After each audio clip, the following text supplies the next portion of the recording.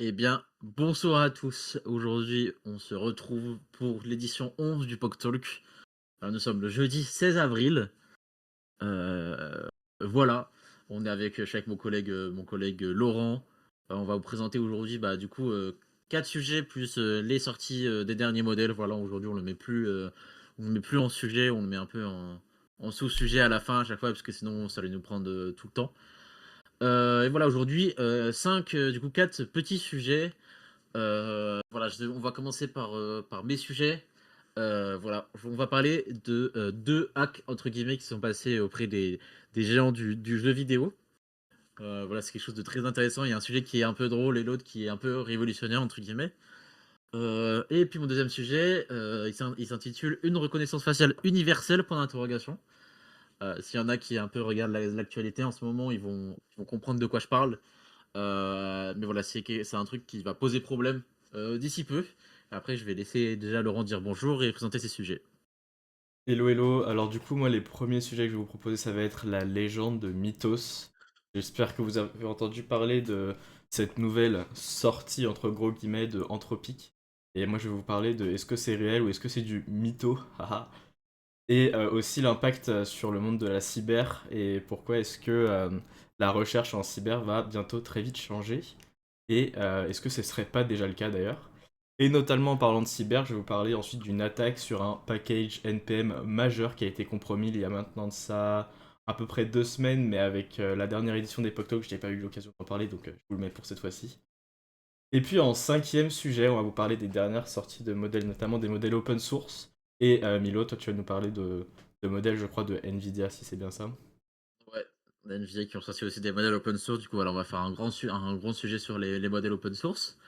Puis voilà, juste petit rappel, comme d'habitude, avant, tous les anciens PocTalk sont disponibles en podcast sur Spotify, et Apple Podcast, et bientôt sur Deezer suite à des réclamations. Et c'est aussi disponible en vidéo sur YouTube si jamais vous avez besoin de l'image. Et puis voilà, on rappelle le POC Talk hashtag 10. Du coup, celui de la semaine dernière était un POC Talk édition spéciale. On a fait venir des guests, etc. Donc voilà, si vous voulez aussi aller le regarder, c'est pareil, c'est disponible sur toutes les plateformes. On est là tous les jeudis à 18h sur le Discord de POC Innovation. Du coup, là, voilà, si vous voulez venir en direct, vous pouvez. Et puis, on va pouvoir commencer sur mes premiers sujets. C'est parti, si vous avez des questions, n'hésitez pas à les poser dans le chat ou alors levez la main.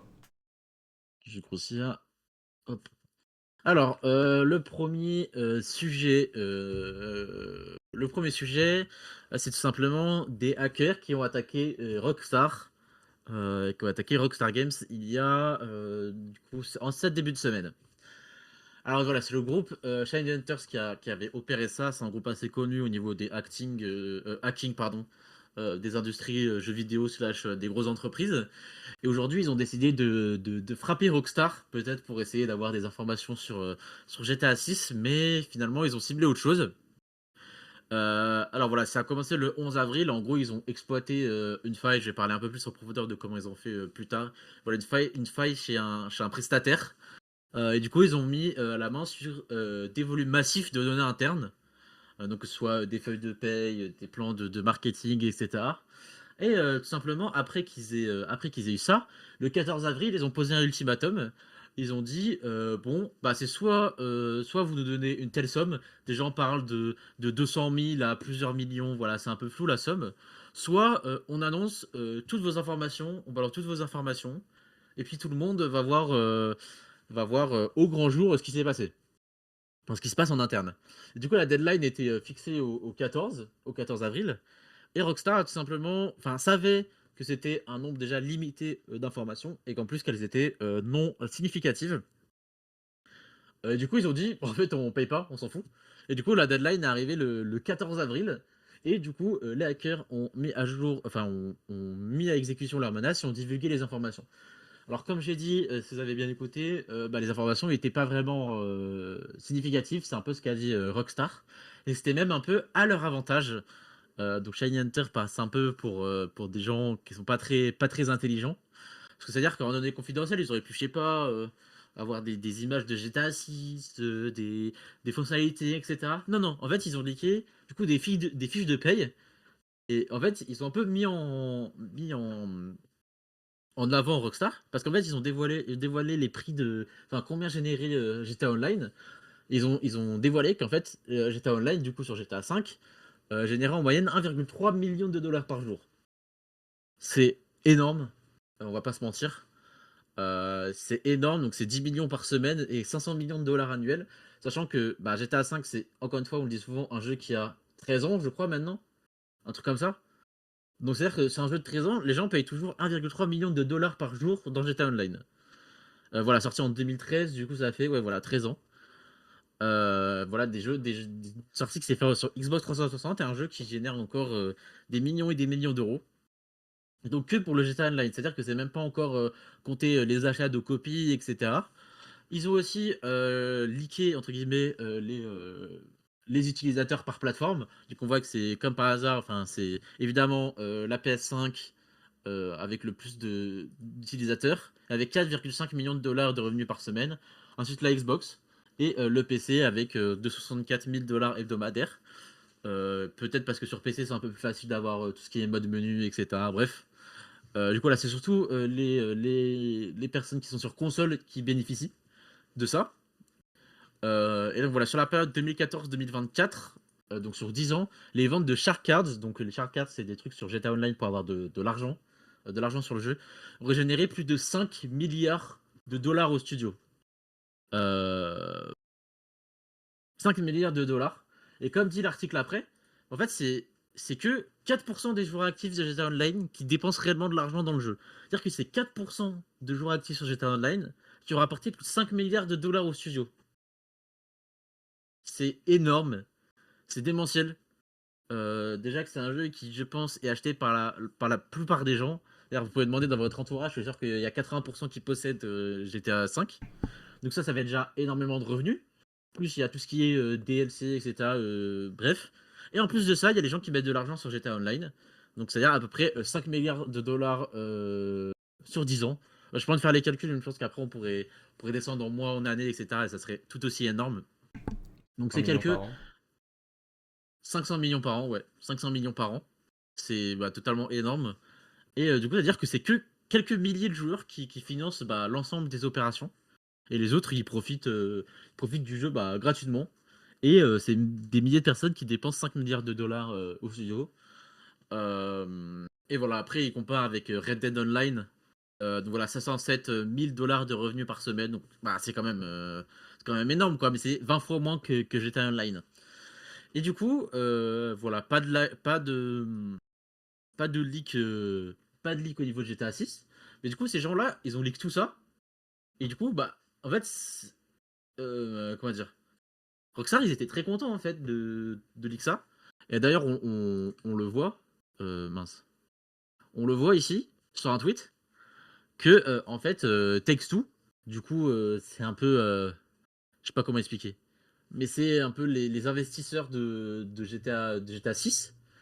Et en fait, ils ont vu, bah, du coup, leur stock value, donc la valeur de leurs actions, bah, grimpe en flèche. Parce que, du coup, euh, voilà, instead of hurting the company, the leaked file show new how profitable the business. Donc, à quel point GTA 5 est encore, donne encore beaucoup de profit à Rockstar, donc ils n'imaginent pas GTA 6. Et bah, du coup, tout le monde se dit, bah, en fait, bénéf pour nous, on va investir dans cette action. Et même au niveau des investisseurs enfin, oui, au niveau des investisseurs de Textu, ça a pris beaucoup de valeur.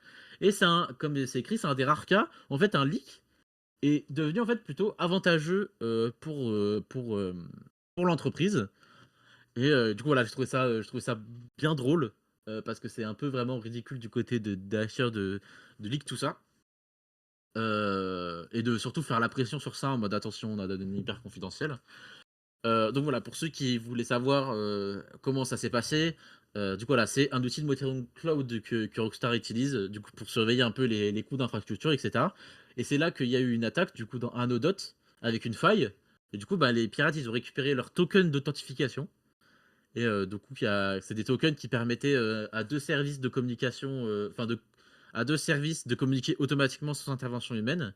Et du coup, avec ces tokens, ils se sont connectés au serveur de données Snowflake de Rockstar. Et du coup, avec les données qui étaient en les mains, ils ont pu entrer sans déclencher la moindre alerte.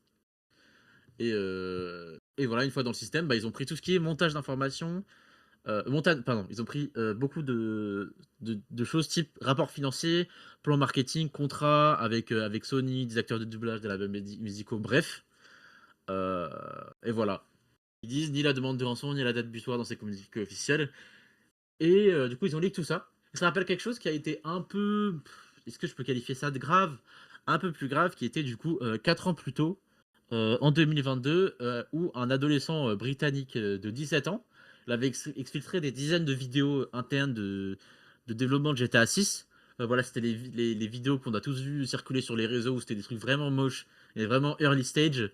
Et en fait, ce qui est marrant, c'est qu'il a fait ça depuis une chambre d'hôtel avec une clé Amazon Fire TV, donc un truc de smart TV. Et voilà, ça, par contre, ça avait causé des millions de dollars de dommages auprès de Rockstar et de Take-Two. Ça a été un peu dramatique. Mais voilà, ici, comme c'est écrit, du coup, aucun danger pour GTA 6. Non, ils auraient fait toute une campagne en mode ouais, on a des données confidentielles sur GTA 6, etc. Mais finalement, rien de tout ça s'est passé et finalement, ça a plus arrangé Rockstar. Et là, du coup, Shiny Hunters passe un peu pour des clowns. Voilà. Voilà, ça c'était le petit sujet vite fait du premier acte. C'est un peu un truc mineur, mais je trouvais ça un peu marrant de partager un peu ces petits fun facts. Fun facts, pardon. On va passer sur quelque chose de beaucoup, beaucoup plus gros. Est-ce que des nouveaux, ça parle à des gens? S'il y a des gens qui veulent écrire dans les chats, oui, non. Personnellement, ça me dit rien. Des nouveaux, non, ça dit rien à personne. Ok. Alors, des nouveaux, c'était un système anti-piratage qui était sur les jeux vidéo. Euh, si c'est une taube. On va voir, on va voir. On va en parler. Voilà, première version en 2024, il y a eu des nombreuses versions. Toutes, tous les. Je pense pas tous les ans, parce que là, je crois qu'on a des nouveaux 5. Mais bref, voilà, c'est ce qu'on appelle un DRM, du coup, un système anti-copyright, a.k.a. un système anti-piratage. Et donc, à l'époque, c'était présumé inviolable et vraiment sans aucun impact sur l'expérience du jeu. Alors, on va debunk ces deux informations. Donc le principe de nouveau, ça n'a jamais vraiment été révélé, mais il y a des gens qui ont découvert qu'en fait, c'est un chiffrement 64 bits de globalement chaque information sécurisée qui était dans la dans la dans le jeu, on va dire. Et du coup voilà, l'un des premiers jeux qui a été crack avec des nouveaux, mais c'était en 2014, c'était Dragon Age Acquisition, voilà, fait par Electronic Arts. Donc c'était à peu près un mois après la sortie du jeu. Il faut savoir qu'aujourd'hui, des jeux qui sont pas sous des nouveaux, euh, c'est crack le jour d'après, voilà, assez facilement. Et puisqu'il y avait une faille, etc. Bon, donc ça c'était au tout début. Voilà, il y a eu pas mal de jeux qui ont été crack avec des nouveaux, dont Doom, etc. Et dernièrement, euh, ils avaient sorti des nouveaux, je sais plus quelle version, mais là la dernière des nouveaux, euh, le dernier des nouveaux. Et en fait c'était incroyable, c'est-à-dire que je crois que ça m'a fait tilt sur Black Myth Wukong, qui était un jeu, voilà, un jeu que peut-être beaucoup de gens connaissent, mais bref, c'était développé par des Chinois, un truc sur la mythologie chinoise, etc., très intéressant. En fait, c'était réputé comme un craquage parce que du coup, il y avait cette dernière version de Des Nouveaux dessus. Et après, du coup, il y a beaucoup de jeux qui sont sortis sur ça, type, type, comment dire? Bah voilà, Doom, The Dark Age, Resident Evil Requiem, Crimson Desert, etc. Voilà, donc des gros jeux. Et, euh, et en fait, à un moment, ça a sauté et ça a fait un déclic. Je crois que le premier à sauter sous l'ancienne version des nouveaux, c'était Hogwarts Legacy. Je me souviens, parce qu'à l'époque, j'étais un peu un petit chenapan en 2023 et j'avais pas trop envie d'acheter Hogwarts Legacy, du coup, j'attendais un crack. Et je crois qu'il est sorti à peu près 2 mois après la sortie du jeu. Et je crois que c'est Empress, du coup, qui est une, comment dire, une pirate qui fait des jeux craqués, qui est vraiment très reconnue. Et c'est elle qui avait réussi à le craquer, alors qu'elle a dit ouais, des nouveaux, moi jamais je ferai ça parce que c'est trop dangereux. Voilà, parce qu'après je vous ai expliqué comment ça marche. Mais au final, elle est revenue sur ses décisions et elle a fini par craquer Hogwarts Legacy, qui aujourd'hui dans la dernière version du jeu, heu, ouais, voilà, on sait pas si après c'est vraiment une seule personne ou un groupe, c'est un peu secret comme d'hab, c'est les mêmes choses que des hackers et cetera. Hem, bref, le premier jeu qui est sorti il y a pas longtemps, enfin qui avait la dernière version des nouveaux, c'était, Doom: The Dark Age et c'est lui le premier qui a été craqué. Donc voilà, il est sorti le 15, mai. Bon bref, le 15/05, 2025 et il a été craqué il y a, je crois, 2 mois, 3 mois. Donc pas mal de temps après sa sortie et du coup après ça fait domino en fait, une fois qu'on a craqué une version du jeu, enfin une version des nouveaux, après on craque, bah, toutes ces prochaines versions. Du coup il y a Resident Evil Requiem qui a été craqué et puis Crimson Desert qui a été craqué, la grande sensation de ce début d'année au niveau des jeux vidéo. Donc voilà bref, en gros il a été craqué et c'est un peu la sauce au niveau des éditeurs parce que du coup ça a plus trop comment, sécuriser leur jeu.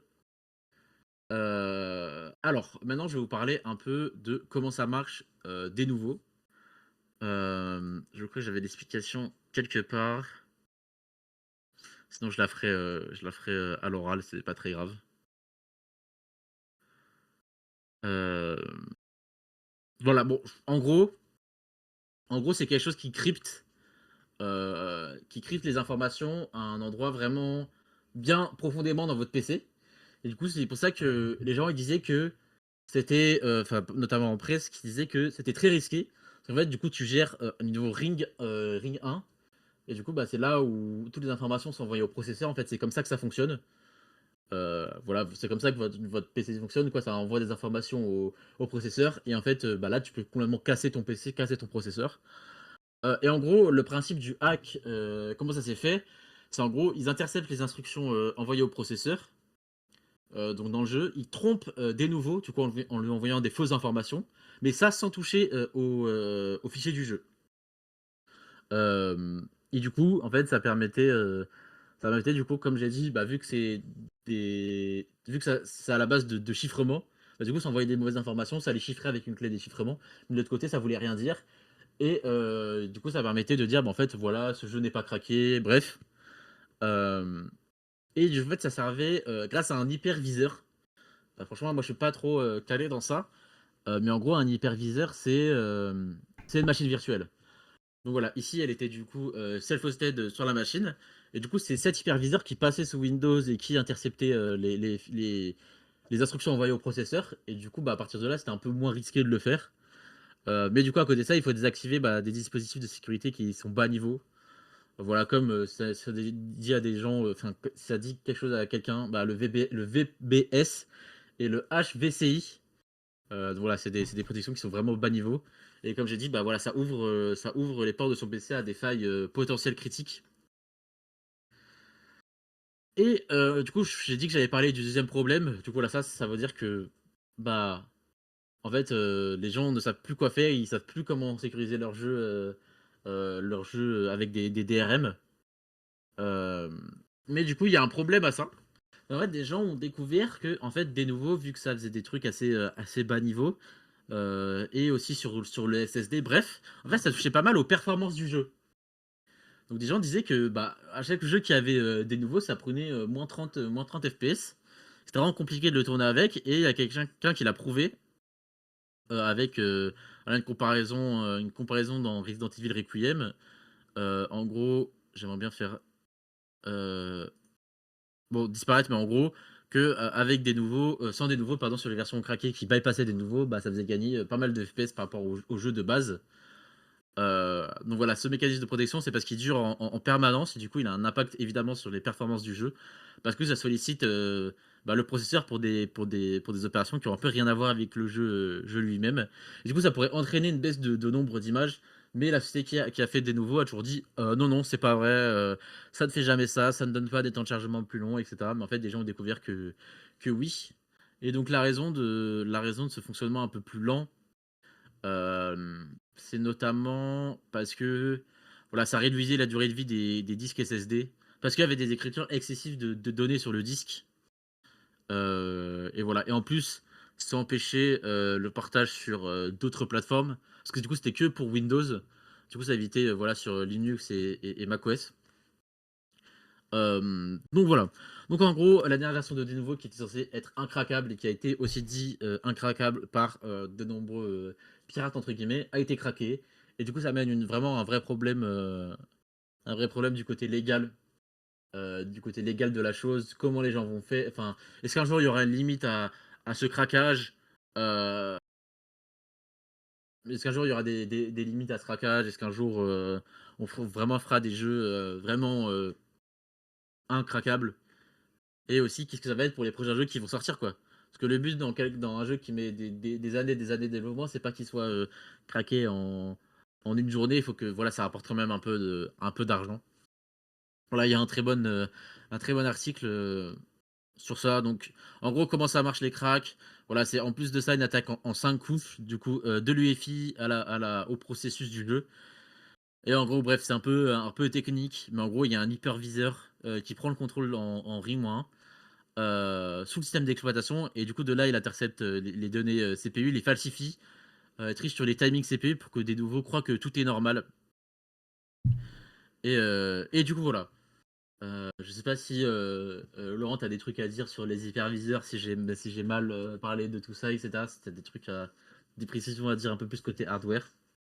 Ouais, les hyperviseurs, c'est pas les VM en direct, enfin, c'est pas les VM directement, c'est le software qui te permet de manager tes machines virtuelles et du coup de les hyperviser, de pouvoir avoir une layer de vision par-dessus. Par exemple, Distribox, dernier projet software fait à POC Innovation, est en théorie un hyperviseur aussi.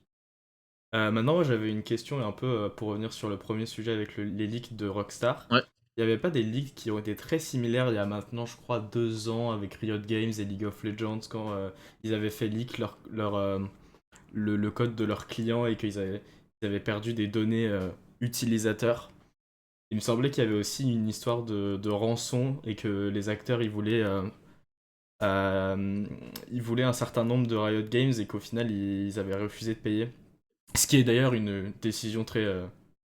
Euh, Enfin, c'est très judicieux de ne pas payer, hein. On ne La règle d'or, c'est qu'on ne négocie jamais avec les terroristes. Donc, ne jamais payer, parce que de toute façon, tu sais jamais ce qu'ils peuvent faire après. Mais et il me semblait qu'il y avait un truc très similaire il y a maintenant. Bah, c'était avant Vanguard, ça, j'en suis sûr. Ah, c'est ça. Ça me folle. Moi, honnêtement, j'en ai pas entendu parler. Voilà, une rançon de 10 millions de dollars qui a hacké le code source du jeu. Franchement, vu tout ce qui se dit sur le code source du jeu, moi je voudrais pas trop le hacker. Et surtout que bah, maintenant il y a Vanguard du coup. Enfin, peut-être c'est important d'avoir le code du jeu pour du coup créer des hacks dessus. Mais maintenant qu'il y a Vanguard, ça va être un peu compliqué. Et en effet, ça j'avais pas du tout entendu parler. Merci Laurent pour cette précision. Euh, et voilà, ici il y a un petit modèle, un petit graphique sur les hyperviseurs. Je comprends pas trop, mais écoute, si vous comprenez, allez-y. Mais du coup, ça c'est de type hosted. C'est quand un hyperviseur il s'exécute à l'intérieur d'un autre système, voilà, type VirtualBox, voilà, la C'est desktop, etc. Distribox. Et Distribox, d'ailleurs, projet de POC, n'hésitez pas à vous renseigner. Et alors qu'à côté, il y a des types natifs, qui sont un logiciel qui s'exécute directement sur une plateforme matérielle, type des choses que je comprends pas trop. Mais bref, voilà, c'est comme ça que ça marchait. Je vais pouvoir passer au deuxième sujet. Attendez, je vais fermer ça pour faire de la place. Deuxième sujet qui est aussi intéressant. Alors, on est d'accord que tout le monde connaît les fameuses lunettes Ray-Ban Beta. Voilà, qui sont très connues pour notamment faire des pranks sur TikTok. Et voilà, et filmer un peu ses quotidiens. Voilà, c'est notamment. C'est utilisé d'un côté un peu marketing. Mais du coup, en plus de ça, il y a une IA faite par Meta qui est à l'intérieur. Et du coup, ça, je sais pas si les gens ils le savent beaucoup. Et voilà, tu peux dire Hey Meta, qu'est-ce que je vois devant moi? Et ça t'explique, et ça te donne, voilà, ça fait de la reconnaissance visuelle. C'est assez cool.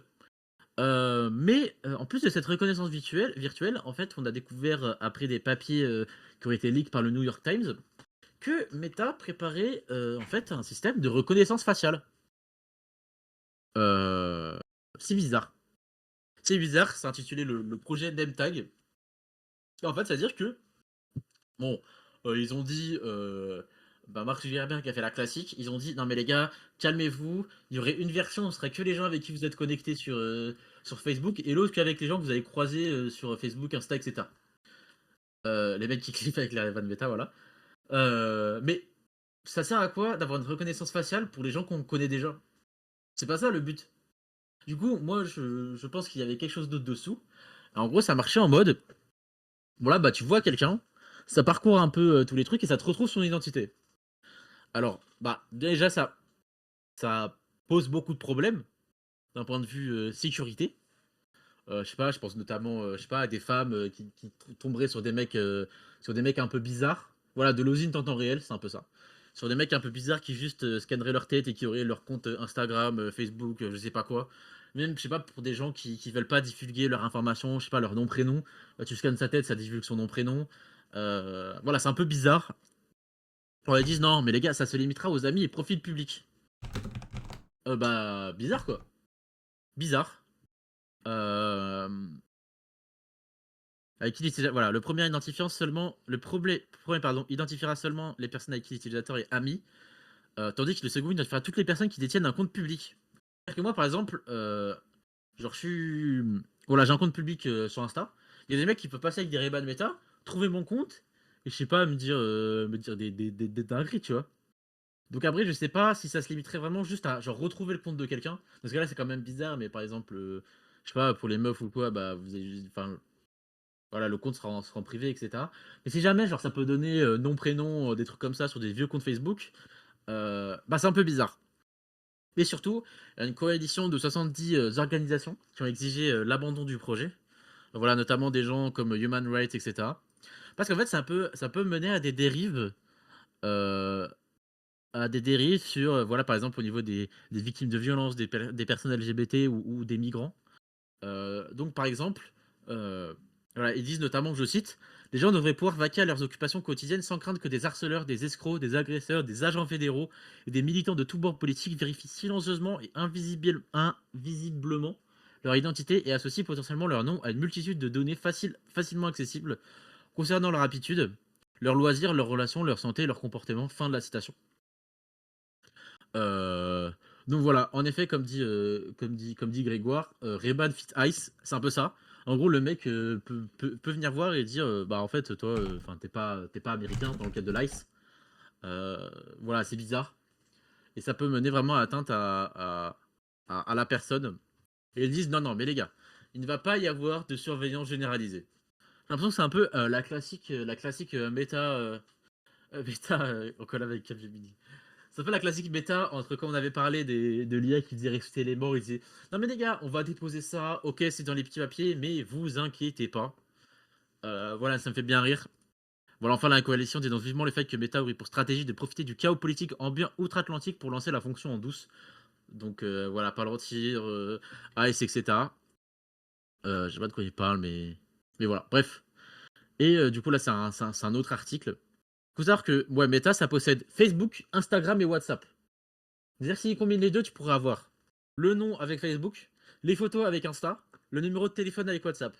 Donc c'est-à-dire avoir, tout ce qui est important, pour la personne, qui permet le déploiement de la reconnaissance faciale, bref. Donc comme j'ai dit, c'est des informations qui c'est des documentaires qui ont fuité dans le New York Times en février 2026, heu, en pariant sur le fait que l'association des données civiles serait trop accaparée par d'autres choses pour s'en préoccuper. C'est-à-dire qu'ils profitent de l'environnement politique dynamique pour lancer ça en douce. Donc ça déjà c'est moche. Voilà. Bref, ils disent encore, «La problématique ne peut pas être résolue uniquement par des modifications dans la conception du produit». Heu, Elle réclame une grande transparence de la part de Meta sur les utilisations connues de ces lunettes dans le cas des harcèlements ou de violences ou des affaires liées au contrôle de l'immigration, par exemple, de la part des agents de ICE. Voilà, bien vu Grégoire.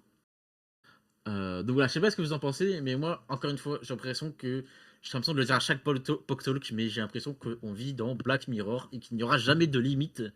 Bientôt, il y aura les trucs où, comme dans Black Mirror, où tu payerais avec tes bonnes actions. Là, je sais pas, j'ai pas regardé la série, mais j'ai vu des extraits, mais j'ai l'impression que c'est lunaire. Genre, ouais, ou d'être dans Watch Dogs où le mec il hack n'importe qui, il a toutes les informations du mec.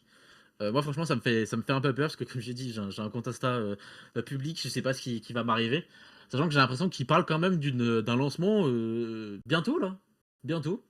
Donc à tout moment, bientôt vous marchez dans la rue, un mec vous enverra un DM en mode: «Ouais, c'est toi qui as marché dans la rue et tout, bien vu l'outfit, machin», donc voilà. Moi je pense que j'ai pas besoin de faire un sondage en mode est-ce qu'il y a des gens qui trouvent ça bien? Moi je trouve vraiment ça de un useless et de 2 dangereux. Parce que je ne comprends pas à quoi ça pourrait servir, enfin qu'est-ce que ça apporte? Et je crois qu'ils se défendent en mode: «Ouais, non mais les concurrents ils le font aussi, donc si on le fait pas, voilà, c'est grave».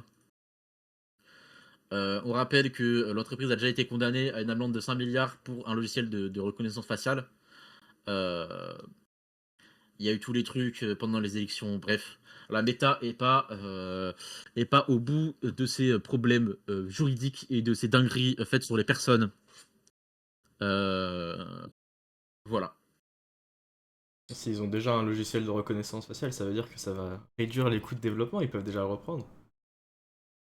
Ah oui, non mais là, je te dis, je pense que dans leur tête, s'ils avaient pas tous ces lettres des organisations, dans un mois, c'était out, quoi. Ouais. Surtout que grâce à leur software dans Ray-Ban Meta, en fait, ils ont pas besoin de dire: «Bah, vas-y, on va en acheter une nouvelle». Enfin, voilà, en acheter une nouvelle, non, non, ils ont qu'à update directement dans le software et puis c'est mis en place, quoi. Ouais, bon, faut juste Ouais. ignorer le fait qu'ils se sont déjà fait exploser de manière judiciaire, mais tout va bien. Oui, bien sûr. Et tu sais, les grandes entreprises aux États-Unis, ils peuvent un peu tout faire, voilà, même en France, dans le monde, bref. Voilà, moi je pensais que ça allait être, au début quand je tombais sur l'article sur Twitter, je pensais que ça allait être, sur leurs prochaines lunettes de réalité augmentée, dont ils ont parlé et ça dans un va plein la présentation et après j'ai cliqué sur l'article et j'ai vu que c'était sur les produits Ray-Ban et Oakley. Du coup, c'est genre déjà mis en vente, enfin déjà mis en rayon, bon bref, c'est déjà disponible et ouais, ils ont qu'à faire la mise à jour et puis, le mec se balade et disent: «Ah lui c'est Grégoire Cazot, c'est Laurent Gonzalez, il fait ça, ça, ça», en fait on sait pas où ça peut aller, quoi. Voilà. Je sais pas si, y a des gens qui veulent, lever la main pour en parler, parler dans le chat ou même Laurence, si tu des trucs à dire sur ce sujet? Rien de plus à dire. Bon tour du sujet. Et oui, Grégoire, j'ai lu les très bonnes méta déjà pour savoir qui tu es, exactement.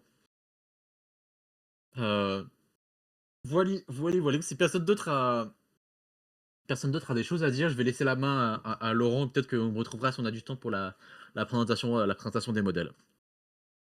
Yes. Et bien du coup, ça va être parti. Alors là, déjà, bah, je vais commencer mon prochain sujet en vous posant une question. Est-ce que vous avez entendu parler de Claude Mythos Preview? Et alors du coup, je voudrais des oui ou des non dans le chat. Mais globalement, si vous mettez non, je serais pas content parce que Reza, il l'a mentionné pendant le dernier Pog Talk. Donc ça voudrait dire que vous avez pas payé attention. Donc je veux voir que des oui. Mais du coup, c'est du coup ce fameux nouveau modèle de Anthropic qui a été pas release mais qui a été annoncé par Anthropic parce que du coup ce dernier serait trop puissant pour que le commun des mortels puisse l'utiliser. Et notamment à cause de ses capacités Red Team, donc d'attaque sur du software, et qu'il serait capable actuellement de trouver des failles de sécurité sur à peu près tous les softwares qui sont le plus utilisés, c'est-à-dire Linux, iOS, enfin, n'importe quel software peut actuellement se faire hacker par Claude Mythos, d'après les dernières annonces de Anthropic. Alors du coup, pour cette non-release, ils ont sorti un PDF de 245 pages, qui est du coup la system card de Claude Mythos Preview. Et dans ce PDF, ils expliquent pas mal de choses, notamment que ils utilisaient ce modèle déjà depuis février 2000, enfin depuis le 24 février de cette année-là. Donc c'est-à-dire qu'ils l'utilisent déjà en interne depuis un moment. C'est pour ça qu'on a vu pas mal de posts qui étaient un peu bizarres, qui parlaient d'un modèle incroyable qu'ils avaient en interne. Ça parlait de AGI, qu'ils avaient atteint enfin, ce fameux niveau d'intelligence super humain.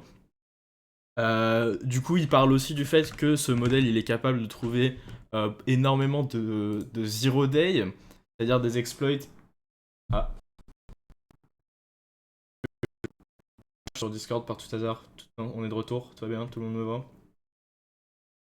C'est bon, tu de retour, tu de retour. Ok, super. Petit drop de connexion, my bad. Du coup. il est capable de trouver des vulnérabilités 0 day, c'est-à-dire des vulnérabilités qui n'ont pas encore été patch et qui sont utilisables. Il a trouvé une 0 day sur le PC de Laurent, en effet. Et oui. Mais voilà. Maintenant, la raison pour laquelle ils ne vont pas release ce modèle, outre le fait que il serait probablement pas assez rentable de release ça. Genre, c'est un modèle qui est tellement énorme qu'en termes de coût pour Anthropic, ce serait pas rentable de release un modèle de cette envergure. Ne serait-ce que pour Anthropic, je parle même pas des utilisateurs. Imaginez avoir un modèle à genre $100 le million de tokens d'input, et encore peut-être même $1000 le million de tokens input, parce que $100 ça se fait déjà presque. Mais du coup, l'une des raisons principales, ça va être l'alignement du modèle, d'après Anthropic. Alors l'alignement du modèle, pour ceux qui ne connaissent pas le terme, c'est tout ce qui traite aux guardrails qui sont placés sur un modèle. C'est-à-dire que un modèle qui a pas d'alignement, c'est un modèle qui va pouvoir te répondre si tu lui demandes comment faire une bombe nucléaire. Globalement, les grands laboratoires, ils utilisent cette étape d'alignement pour pouvoir savoir si un modèle il est safe à release ou alors s'il ne l'est pas. Et Anthropic, ils sont vraiment connus pour faire ça. Ils sont vraiment connus pour les reports qu'ils font sur les alignements de leurs modèles. OpenAI, ils le font aussi pas mal, mais Anthropic, ils ont généralement le plus de documentation sur chaque release de leur modèle concernant l'alignement. Et on a Grok qui, pour le coup, je le mentionne parce que eux, c'est totalement l'inverse. Ils s'en foutent, ils en ont absolument rien à faire. Eux, le but, c'est de ne pas avoir d'alignement. C'est tu fais ce que tu veux, vas-y, au bon vouloir, dans les mesures légales, bien sûr. Mais même ils sont pas très regardants. Mais du coup, ils disent. Alors là, ils disent deux choses.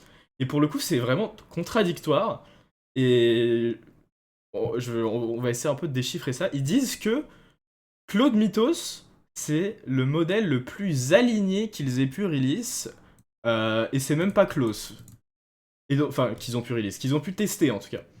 Et donc là, on nous dit, oui, mais alors, on peut pas le release parce que l'alignement, ok, faire, il est pas safe. Mais ensuite, ils te disent, c'est le modèle le plus aligné de nos guidelines qu'on ait jamais eu. Et là, vous pouvez vous dire, mais alors attendez, du coup, si c'est le modèle le plus aligné et que vous voulez pas le release à cause de l'alignement, il y a un peu anguille sous roche, qu'est-ce qui se passe? Mais du coup, ils disent que même si ils pensent que c'est le modèle le plus aligné, ce serait quand même un trop grand risque de sortir ce modèle pour le public. Parce que du coup, je sais pas si vous avez remarqué, mais Claude Mythos Preview n'est pas disponible sur claude.ai quand vous allez poser une question. Il n'est pas accessible dans aucun outil, il n'y a pas d'API que vous pouvez taper. Il ne sera pas disponible pendant un moment, même si je pense que éventuellement, je pense en tout cas personnellement que éventuellement il sera release parce qu'ils ne peuvent pas, ils peuvent pas. Alors, en fait, pour moi, c'est déjà la première étape pour release ce modèle, ça va être l'étape de marketing qui est actuellement en train de se passer. Ils sont en train de te dire, oui, alors regardez, on a ce modèle, il est incroyable, vraiment, c'est une dinguerie, on l'a en interne, mais par contre, vous pouvez pas l'utiliser. Donc là, ils sont en train de nous vendre du raid, ils sont en train un peu de nous rage bait, enfin, en plus, si on met ça en contexte, en sachant que cette année, Claude, Anthropic, ils vont faire leur IPO, c'est-à-dire qu'ils vont vendre leur stock publiquement, ils vont être une compagnie publiquement tradée. Et du coup, là, ils sont en train de dire, oui, alors, achetez notre stock, parce qu'on a ce modèle, il va changer le monde. Et, bah, encore une fois, je l'avais déjà dit dans un POC Talk concernant OpenAI, mais tant que je n'ai pas accès au modèle, même si vous me sortez des benchmarks qui disent que Mythos il est vraiment super fort, bah j'y crois pas trop, enfin j'ai pas vraiment de raison d'y croire, et même si j'y croirais, bah ça change rien à ma vie parce que je ne peux pas l'utiliser quoi. Donc voilà. Maintenant, comment est-ce qu'ils ont décidé que ce modèle-là était trop euh, compétent pour pouvoir le release pour le commun des mortels? Et bah là, en fait, on va ressortir une anecdote qu'ils ont parlé pendant dans cette system card, en fait, ils ont donné à ils ont donné à ce modèle-là une sandbox qui était sécurisée, qui permettait de contenir du coup le modèle. Et il y a des rechercheurs qui ont dit à Claude Mythos, du coup, bah vas-y, essaye de sortir de la sandbox et ping-moi sur je sais pas trop quoi et dis-moi si t'as réussi à sortir. Et d'un coup, le rechercheur, il était en train de manger son sandwich dans le parc et il reçoit un ping de Claude Mythos qui lui dit ouais c'est bon, je suis sorti de la sandbox que tu m'as donné, bro. Et c'est là qu'ils se sont dit, bon, s'il est capable de sortir de toutes les sandbox qu'on a données au modèle précédent, c'est pas forcément une super idée. Surtout que d'après leurs recherches, le modèle était en train de cacher ses traces, c'est-à-dire que en sortant de la sandbox, enfin, intentionnellement, il cachait à l'observateur, du coup, dans ce cas-là, le rechercheur, qu'il était sorti de la sandbox. Mais ensuite, il a publié sur, il a posté des détails de comment est-ce qu'il a réussi à sortir de la sandbox sur des sites web publics, en plus d'avoir alerté le chercheur. Donc là, ils étaient un peu en mode panique quand ça s'est passé. Et du coup, voilà.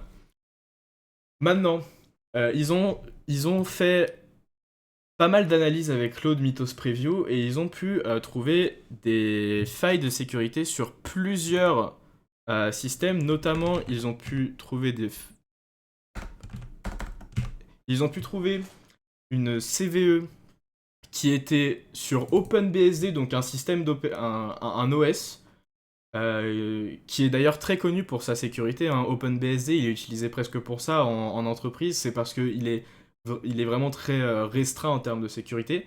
Et du coup, il a réussi à trouver un bug qui a 27 ans sur OpenBSD qui permettait de faire totalement crash l'OS avec une simple requête. Donc ça peut être forcément utilisé pour des attaques de denial of service, donc du DOS. Quand vous entendez parler de DDoS, bah ça c'est du denial of service, mais en lançant la blinde de requête. Mais là, bah, du coup, il n'y a pas besoin de lancer la blinde de requête, c'est juste du denial of service par une requête. Et ça fait crash l'OS OpenBSD. Ils ont aussi trouvé des bugs sur FFmpeg qui avaient aussi pas mal... enfin, qui étaient assez vieux. Et du coup, ils ont pu report ça à FFmpeg et FFmpeg, qui est bah, un projet open source qui est assez vocal sur Twitter, a pu dire à Anthropic bah, merci d'avoir fait des patchs sur notre code parce que bah, y a pas beaucoup d'entreprises qui aident les projets open source. Et ils ont aussi trouvé ils ont aussi trouvé des bugs sur Linux qui permettaient de passer d'un utilisateur qui n'avait pas de permission à un utilisateur root en enchaînant plusieurs failles de sécurité que Mythos avait pu trouver. Donc bon, tout ça c'est magnifique, c'est beau, c'est idyllique, c'est ce que Anthropic est en train d'essayer de nous dire. Maintenant, je dis pas que c'est pas impressionnant, hein, parce que bon, certes, si on part du principe que Mythos a réussi à faire tout ça, c'est impressionnant. Mais est-ce que c'est vraiment incroyable? Est-ce que c'est quelque chose qui est impossible de faire actuellement? Euh, Bah, globalement, je vais tendre à dire non parce que Google, ils font déjà quelque chose qui ressemble pas mal à ça. C'est déjà arrivé que Google lance de la recherche sur des projets open source pour de l'analyse tout court. Et ils ont déjà fait pas mal de bug reports, donc que Claude Mythos il soit capable de faire ça, bah c'est pas forcément nouveau, c'était déjà un peu fait. Et même des gens qui utilisaient Claude Opus, par exemple, ou n'importe quel autre modèle, bah ils étaient déjà capables de le faire avant, et même potentiellement pour moins cher en réalité. Donc ouais, c'est pas... C'est impressionnant, hein. Moi, si ces benchmarks sont à croire, bah certes c'est un bon modèle, mais bon. Euh, Donc pourquoi est-ce que ça n'a pas été release? Je l'ai déjà un peu dit. Euh, Moi je pense, de mon humble opinion, que c'est simplement parce que le modèle ne doit pas être rentable même pour les utilisateurs. Je pense que le modèle devrait être tellement cher s'ils devraient le proposer à des gens qu'ils vont simplement pas s'amuser à le release tout de suite. Et que c'est pour ça ils ont décidé, d'au lieu de le release, à faire plus de la hype autour de ça pour en faire parler et pour un peu attiser la hype autour du sujet et que les gens disent ah oui, non, mais c'est un excellent modèle. Mais du coup, clairement, le modèle serait pas rentable pour ni Anthropic ni pour les utilisateurs. Euh, Reza qui dit que actuellement ils sont, oui, alors c'est vrai qu'ils sont déjà pas rentables, hein. Tous les laboratoires du genre Google, OpenAI et Anthropic, il n'y a aucun de ces laboratoires qui sont rentables pour les services qu'ils proposent. Et du coup, ils crament littéralement de la compute. Euh, ouais, c'est clairement un coup de marketing, hein, ce qui s'est passé, hein. Moi, c'est en tout cas ce que je pense. J'y crois fortement. J'y crois fortement. Euh, mais si on prend un peu en contexte ce qui s'est passé ces derniers temps avec Anthropic, est-ce qu'on peut vraiment les croire? Est-ce que actuellement on peut avoir confiance en les belles paroles que Anthropic vont nous dire? Bah moi j'aurais tendance à dire non, hein, parce que si on revient sur les sujets PogTalk qu'il y a eu récemment sur Anthropic, par exemple le compilateur C qui avait été codé en une semaine par Cloud Code, je sais pas si vous vous souvenez, pardon. Euh, Bah, ce compilateur qui n'arrivait pas à compiler Hello World et qu'ils avaient fait une campagne marketing complète par-dessus.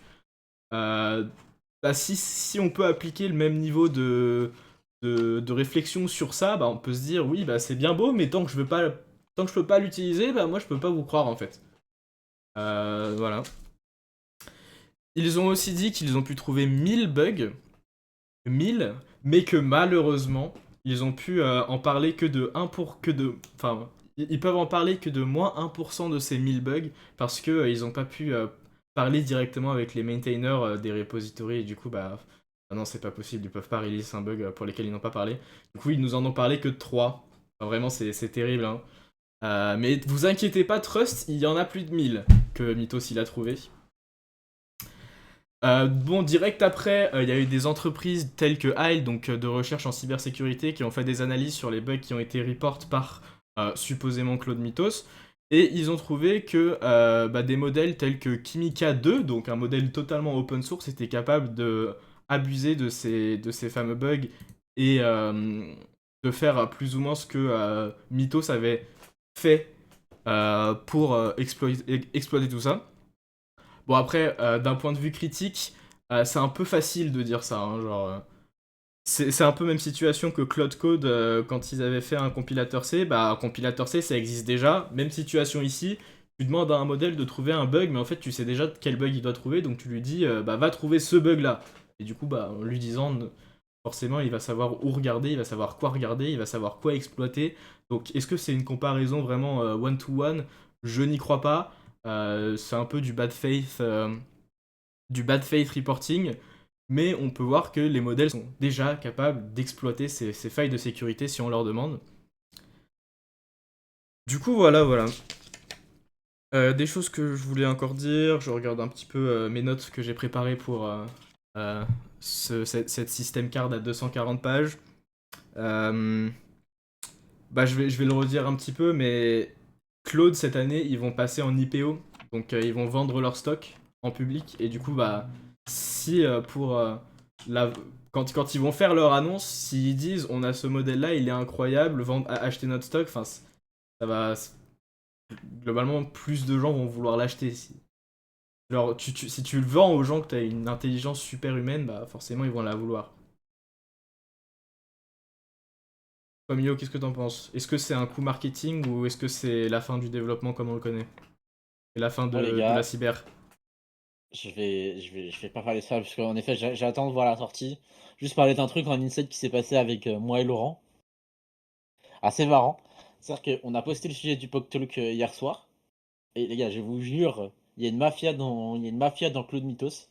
Il y a un mec qui est connu ni d'Adam ni d'Eve qui nous a envoyé en DM, qu'on n'a jamais vu dans l'époque Talk, hein, qu'on n'a jamais vu parler dans le sein de l'époque et tout, qui a screen Claude Mythos et qui a envoyé un DM à Laurent et elle a supplié de debunk le truc en mode et envoyer des messages cryptiques en anglais en mode les gars, ce n'est pas vrai, vous faites pas avoir par la masse et cetera, dépenkez-le, je vous en supplie, faites vos devoirs et tout. Mais les gars, il y a une mafia autour de on va pas montrer les messages parce que c'est tranquille. Il y a une mafia autour de Claude Mythos, les gars. Voilà, moi c'était juste ça à dire. Je suis le whistleblower de cette affaire, les gars. Je suis triste qu'il y ait pas plus de monde actuellement en audience. Il y a un mec qui nous a DM pour nous prévenir de Claude Mythos, tu vois? Voilà, Ouais, c'est tout ce que j'avais à dire. Ce que j'avais à dire parce qu'il y a pas beaucoup de temps encore, mais voilà. ouais, bah je vais essayer de faire vite aussi pour le dernier sujet, enfin pour mon deuxième sujet. Euh, Bah si vous avez pas de questions, en tout cas, alors, je vais quand même un peu... Je suis désolé. Il a trouvé des failles et des bugs, c'est tout simplement l'opportunity cost. Les bug bounty, oui, bah c'est aussi pour ça que ça a disparu les bug bounty, hein. Globalement, même Curl, qui avait l'un des plus gros bug bounty, bah, ils l'ont fermé en début d'année, je crois que c'était en janvier qu'ils l'ont fermé. Euh, Forcément, alors oui, forcément, si tu fais fouiller partout un modèle, il va forcément trouver un truc à un moment donné. Et si, je peux vous retrouver la source, mais ils avaient, ils avaient dépensé 20 000 balles sur ne serait-ce qu'un de ces bugs, en termes d'inférence pour, euh, pour trouver... je crois que c'était pour OpenBSD, ouais, voilà. Ils avaient dépensé 20 000 balles pour trouver le bug, donc forcément, au bout d'un moment, il va forcément trouver un truc, quoi. Mythos qui trouve des failles dans mon MyPrintf. Bah oui, hein. Je pense que... Ah, tu vas y passer, frère. Ah non, c'est cuit, hein, c'est cuit. Mmh. Voilà. Super. Sujet suivant. Alors, donc, mon sujet suivant, ça va être concernant Axios. Donc Axios, si vous connaissez pas, c'est une librairie JavaScript qui propose un API pour... Enfin, qui propose des fonctions, une utilité pour call des API. Donc c'est basiquement le fetch, mais un peu pimpé avec des utilities par-dessus, et c'est utilisé par énormément de monde. C'est actuellement maintenu par cette magnifique personne qui s'appelle Jason, donc qui fait pas mal de trucs sympas, mais notablement il a fait Axios. Et pour contexte, cette librairie atteint les 100 millions de downloads par semaine. 100 millions de downloads par semaine pour un package NPM, ça fait beaucoup de trafic. Même moi actuellement mon entreprise on l'utilise et quand cette attaque là elle a eu lieu, je me suis d'un coup fait spam en channel Slack en mode est-ce que t'as été touché, est-ce que t'as été touché, vite vite vite dis-moi. Enfin, vraiment c'était super, ce jour-là était magnifique. Et du coup qu'est-ce qui s'est passé? Et ben en fait il y a eu des releases malveillantes qui ont été passées sur Axios 1.14 et la version Legacy 0.3, qui du coup volait absolument toutes les credentials qui étaient dans l'environnement de la personne qui utilisait Axios à ce moment-là, ou alors qui étaient directement dans les requêtes. Et bah du coup Jason qui était complètement abasourdi parce qu'il était là en mode mais comment est-ce que c'est en train comment est-ce que ça a pu se passer? J'ai la 2FA sur GitHub, j'ai la MFA sur NPM. Comment est-ce que des releases ont pu apparaître comme ça de manière totalement random sur mon package NPM? Alors pour contexte, du coup ça a duré 2 heures. Pendant 2 heures, ce package malveillant était disponible pour tout le monde.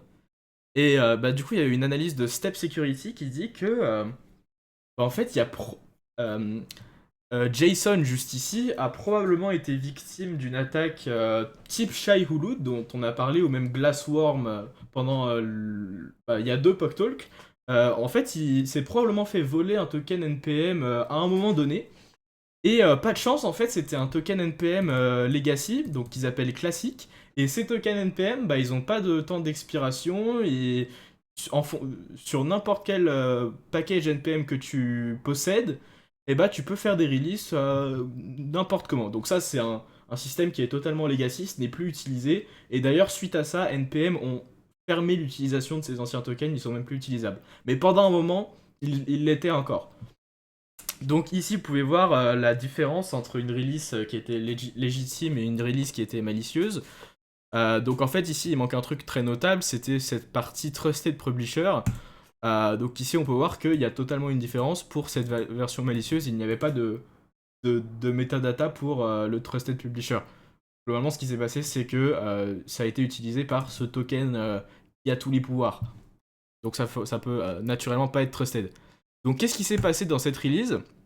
Et ben en fait, ils ont rajouté une petite dependency, une petite dependency qui s'appelait Plain CryptoJS. Ok.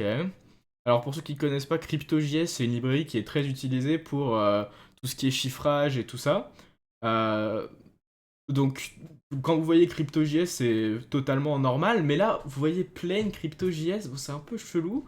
Et en fait, c'est littéralement juste un copier-coller de CryptoJS, mais avec un script post-install qui lance un setup.js. Pour ceux qui savent pas, un post-install script, c'est un script qui va s'exécuter juste après un npm install sur ta machine avec ton environnement. Donc c'est généralement, bah même ici dans cet explorer de test, ils disent que c'est souvent utilisé pour des packages malicieux. Et bah en l'occurrence, ils avaient bien raison. Et je vais pas pouvoir voir la payload, ils vont pas m'autoriser. Non, super. C'est pour ça que je l'ai récupéré juste ici. Euh, Bon, bien évidemment, c'est du code que vous ne pouvez pas lire, hein. Enfin, en tout cas, ça prendrait un petit moment d'analyser ce qu'il fait exactement et de le décrypter de manière lisible. On peut voir qu'il y a de l'encryptage base 64 en tout cas. Mais cette payload, ce qu'elle est censée faire, c'est du coup récupérer toutes vos credentials. Il me reste combien de temps? Pas beaucoup de temps. Super. Mais du coup, en post-mortem, du coup, maintenant Jason, il sait comment ça s'est passé.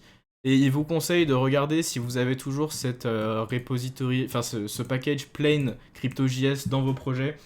Et si vous l'avez encore, regardez si vous avez du réseau trafic du réseau network qui s'est passé sur ces adresses-là.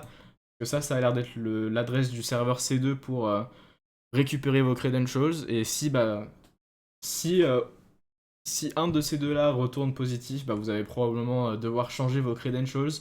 Malheureusement, c'est pas fun, mais c'est la seule solution. Il explique ici comment est-ce que ça s'est passé.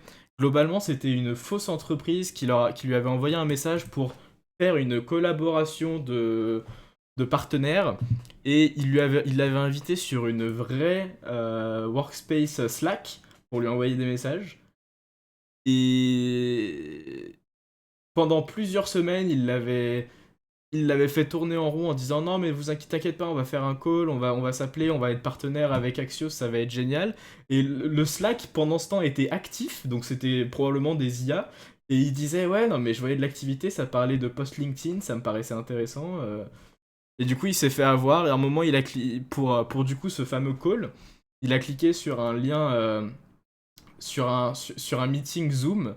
Sauf qu'en fait, ce n'était pas un meeting Zoom et c'était juste un truc recopié avec IA. Et si vous savez pas, bah, les liens meeting Zoom sont assez obscurs généralement. Donc, même si c'est un vrai meeting Zoom, tu peux pas vraiment savoir si c'est legit.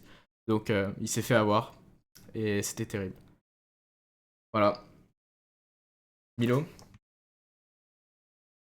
En effet, ça me rappelle le Glassworm d'il y a deux talks, les gars. En plus de ne jamais faire confiance à quelqu'un que vous connaissez pas dans la rue, ne faites jamais confiance à quelqu'un dont vous ne connaissez pas sur Internet maintenant. Ça devient un peu critique de partout. Euh, et voilà, enfin, c'est intelligent, ils redoublent d'ingéniosité maintenant, les hackers, pour faire des trucs. Voilà, c'est bien marrant. C'est à la fin Ouais. de ton sujet, Laurent, on va pouvoir passer rapidement aux sorties de modèles. On va dire rapidement, on va vous envoyer des liens si vous voulez un peu plus vous intéresser, mais voilà. Ouais, je te mets ton écran. Ouais. Alors très rapidement, c'est une première du côté de, pardon, des IA. C'est Nvidia qui met à disposition des IA open source afin de faciliter, on va dire, de faciliter l'informatique quantique. Voilà, l'informatique quantique, on sait que c'est un sujet qui est assez compliqué et qui est un peu à la ramasse au niveau des IA. Et du coup, le 14 avril, bah, Nvidia, ils ont annoncé que voilà, ils mettaient à disposition des modèles open source. Du coup, que ça allait sortir calibration et decoding. Du coup, le nom de code, c'est des modèles Ising, qui permet d'améliorer notamment les performances. Donc voilà, c'est un peu compliqué à expliquer. Euh, Aujourd'hui, c'est déjà engagé par IBM Computer, Harvard, Lawrence Berkeley National Laboratory. donc des laboratoires quantiques qui sont très réputés, et qui valident cette solution. Et en gros, NVIDIA, ils disent que l'IA, elle peut devenir une couche de contrôle des futures machines quantiques hybrides combinant processeurs quantiques et GPU. Voilà, il y a plein d'autres trucs intéressants à raconter après. Je vous conseille de vous intéresser de votre côté. Là où il y a pas le temps malheureusement, mais voilà, NVIDIA Ising, 2 modèles, des modèles rapides et précis. Surtout, ce qui est bien, c'est que c'est open source, quoi. Alors, je sais pas s'ils vont le mettre à disposition du grand public ou c'est que open source pour les laboratoires, etc. Mais je pense qu'à un moment, ça va être mis au grand public et on voit que c'est un peu la tête, voilà, d'un LLM classique, mais juste orienté sur l'informatique quantique. Voilà. Ouais, j'ai aussi un modèle à vous présenter. Ça va être les modèles Gemma 4 de Gemini. Donc encore une fois, un modèle open source, hein, et pour le coup, c'est même pas du open source avec condition, hein. C'est-à-dire que vous pouvez utiliser ces modèles-là pour des buts lucratifs. Et pas, vraiment, ils utilisent tous. La licence là-dessus, c'est du Apache 2. Bon, il n'y a pas marqué ici, mais Trust Nibro, c'est du Apache 2.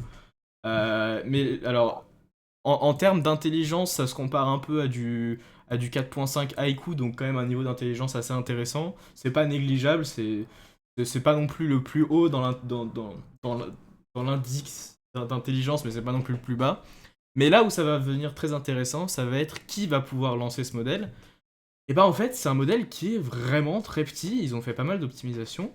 Et bah, surtout avec les versions quantisées en 4 bits, du coup, qui sont bien compressées, bah, ça peut run sur du hardware totalement consumer, en fait. C'est-à-dire que même moi, actuellement, sur ma carte graphique à 16 Go de mémoire virtuelle, je peux run Gma 4 à 32 milliards de paramètres. Donc vraiment, ça, c'est un gros changement. Et surtout, la version avec 2 milliards de paramètres, du coup, qui fait que 3,2 gigas, ce serait potentiellement quelque chose qui pourrait être mis sur, et vraiment très facilement pour le coup, sur du hardware embarqué. Donc vraiment, Gma 4, sur ce point de vue-là, c'est enfin, c'est open source, Apache 2, donc rien à dire là-dessus. Et en plus, c'est des modèles qui sont vraiment très petits. Je sais pas à quel point ils sont efficaces, par contre, en termes de vitesse de génération, ça j'en ai aucune idée. Mais en plus, avec un niveau d'intelligence qui est vraiment legit. Donc, un peu un petit breakthrough de Google qui est passé totalement inaperçu cette semaine-là. Et vraiment, si ça vous dit de lancer des modèles en local, c'est vraiment pas le plus dur avec Gma 4. Donc, je vous le conseille vraiment. Reza qui confirme un peu ce que je suis en train de dire, avec Gma 3 seulement, qui me dit que c'est totalement possible de le déployer sur du 3080, enfin sur une 3090, et que 4. euh, ouais, sur le 4 c'est un peu plus compliqué quand même, mais sur une 3090 ça se fait quand même d'après Reza. Mais je j'ai pas les performances de Gema 3 en tête pour le coup, mais je crois que c'est quand même un assez gros jump en termes de performance et d'intelligence. Donc c'est vraiment une assez grande victoire pour Gemini. Est-ce que Reza, tu saurais si Gema 3 c'était aussi du Apache 2? Ou est-ce que c'était open source, mais par exemple tu pouvais pas l'utiliser pour des buts lucratifs? Apache 2 aussi, ok, super. Je pense que ça doit être commun pour la suite Gemma. Mais franchement, un très bon modèle. Et ouais, du coup, Gemma 4, il est vraiment cool. Ok. Bah, super. Bah, je peux vous envoyer le lien de... Ah ouais, c'est K.2. Bon, super. Je vous enverrai le lien de Gemma 4 sur Hugging Face juste après, si ça vous intéresse. Et je pense que ça va être... on va se diriger vers la fin de cette édition. Yes, et puis je crois que ouais, Gma 4, c'est un Gemini local. C'est pas un agent autonome comme se font beaucoup en ce moment. Pour De répondre à ta quoi? question, Lucas. Bah, Lucas, Ah. il a posé une question dans le chat, tu l'as pas lu. Mais j'ai répondu, c'est plus un Gemini qui tourne en local. Bah, tu peux aussi l'utiliser par un provider externe comme sur Hugging Face, justement ce que je viens de dire. Donc tu peux totalement payer quelqu'un par API pour l'utiliser dans OpenCode ou ce que tu veux. Mais tu peux aussi le faire tourner en local et le mettre dans un agent. Euh, un agent, c'est juste le software qui est autour de ton modèle pour écrire du code et qui lui donne des outils et tout ça. En gros, c'est les deux, tu peux tout faire. Ouais. Et voilà, Reza a donné les stats dans le chat, pardon, 266 K de context window, le reasoning, et cetera. Et voilà, Ouais. bon, on a pas mal dépassé. Il est déjà 19h06. Ça va, en vrai, il y a des moments où on a plus dépassé, on a réussi à faire rentrer tous nos sujets. Allez Laurent, je te laisse faire l'outro.